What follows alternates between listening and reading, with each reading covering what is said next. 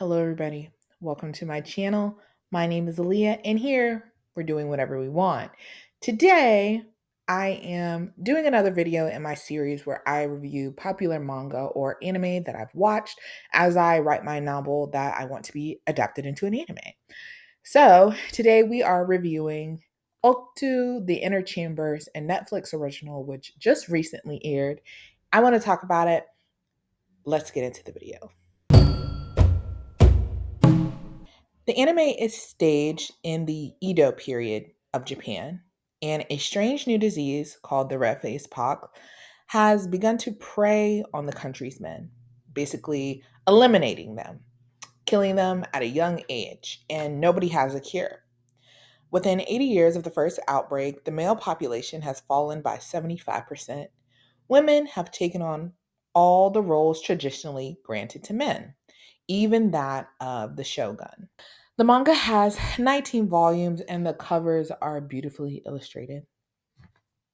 This is considered a historical romance. So let's talk about why I absolutely love this anime. This show does Subversion so well.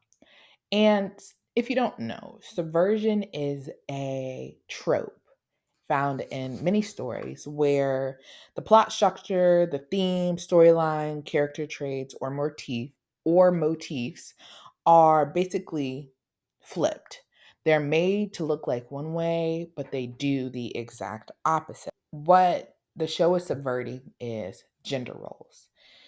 And the reason why I think this show is feminism done right, it is because one, there is no hatred. There is no hatred for men. Women coming into power in society is born out of necessity.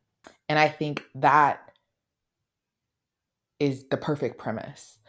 I also like the fact that a lot of these women still had a desire for traditional values. They still wanted sons. You're going to see this as you watch the show.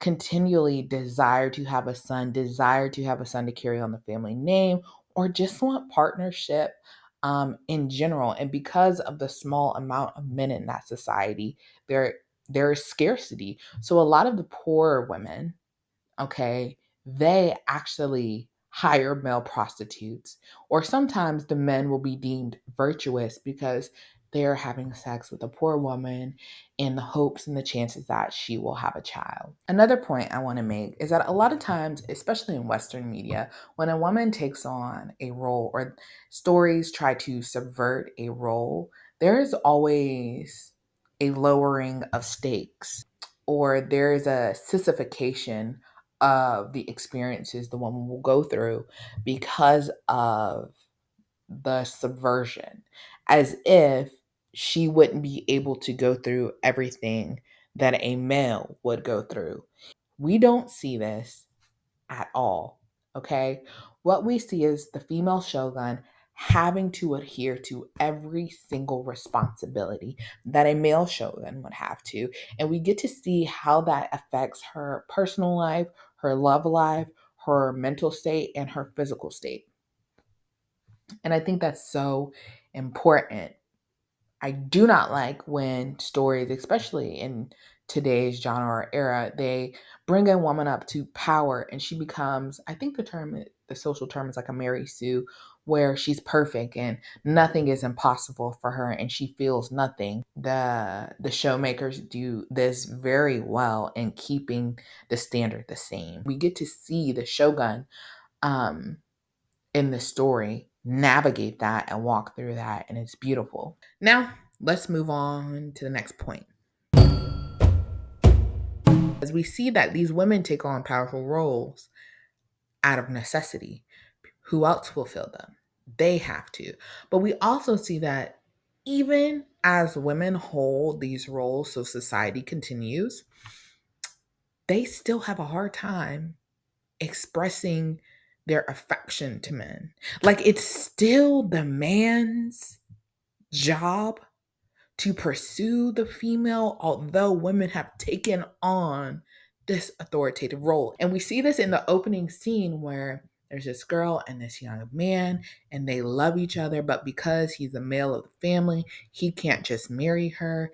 His family is poor. She's of a higher class. They desire each other while he's going around being the oh so virtuous man, just betting all these women so they can have babies because society needs to be repopulated. She is annoyed, but she's trying to be like coy about it, like, oh, well, I'm glad you're such a great man for going out and betting on these women. I guess you enjoy being a ladies' man. And he's like, girl, are you smoking crack? Are you crazy? This is just what needs to happen. And so I'm like, babe, if you like him, just tell him that. You ain't got no competition, okay? But she didn't look like she had worked a day in her life because there is still some semblance of nobility. So then, of course, she doesn't confess her feelings. He has to, and they can never be together, which is my next point. One thing that Asian society is going to tell you to do is to stay in your place. And don't you dare ever think of leaving. Although the gender roles were subverted, the responsibility was not. Okay? You were still expected to perform every ritual, every bit of tradition, and pretend like nothing was happening. Like, to the outside world, the Japanese society at that time had to remain hidden per se, like hiding behind this wall of mystique so people would not perceive them being led by women as a weakness. While we're talking about responsibility, we have to talk about evil granny. Okay. This is another part of Asian culture that's a little bit frustrating to me to watch because I think I experienced the same level of frustration when I was watching the Eight Show or the Infinity Show, which is a Korean drama. When there is a clear antagonist or a clear evil, nobody does anything about it. Like, they are aware this person is pulling strings, but they allow them to continue to persist. And I don't know if that is a reflection of just Japanese society values or it's my Western like mind thinking, just remove the problem. If you remove the problem, you would be able to be with the man that you love. If you remove the problem, you would be able to rule in peace. But instead, because of tradition and responsibility, you allow this person to continue to cause not only you heartbreak, but other people heartbreak and pain when y'all all could have been free 4 episodes ago. Although I did not like her, that granny served a purpose. And she was going to make sure that if nothing else, her family lineage was going to make it through. I think a lot of times in these shows, your sense of duty, your sense of responsibility, and adhering to that role is the very thing that hinders you.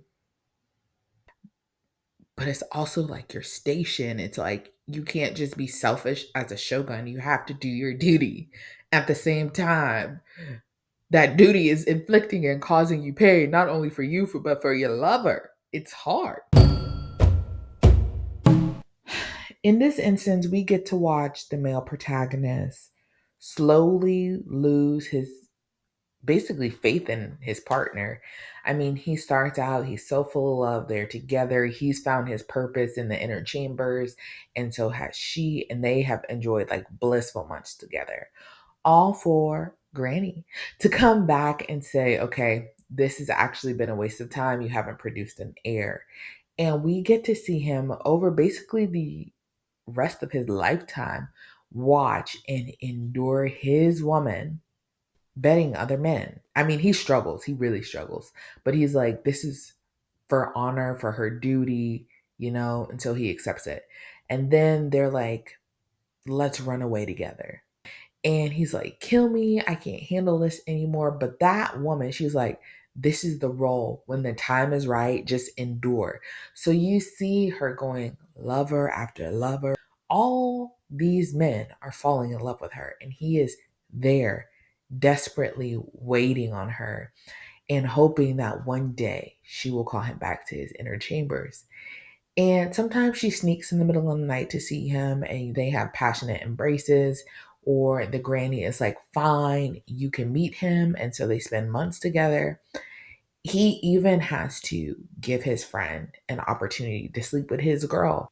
You can see like this man full of life slowly becomes withered. He becomes tired. His heart has been broken and he's just accepted his fate. This is what life is going to be for him in the inner chambers. And it's so sad to see because I'm rooting for him. He's like the kindest, gentlest male character, and he deserves to be loved. What makes it even more sad is that because he lives in the inner chambers, he will never be able to have the opportunity to live with another woman. He will never have the opportunity to take another wife, have another girlfriend. He is stuck there. They're all stuck there. And that really heightens the stakes for me because, like, you can't just walk out of there and get another woman and let her soothe your woes and go on to live your happy life while everybody outside of the inner chambers, it is okay for them to be non-monogamous. You have to be by force, by law, monogamous in this society. So it's really interesting to see. It's very interesting to see, and it's complex. Have you ever been so down bad that you consider male cheeks? I want to know. It's for research purposes. Anyway, thank you guys so much for watching. If you got till the end, thank you so much. I appreciate you. Don't forget to click subscribe or like the video or not. I don't know.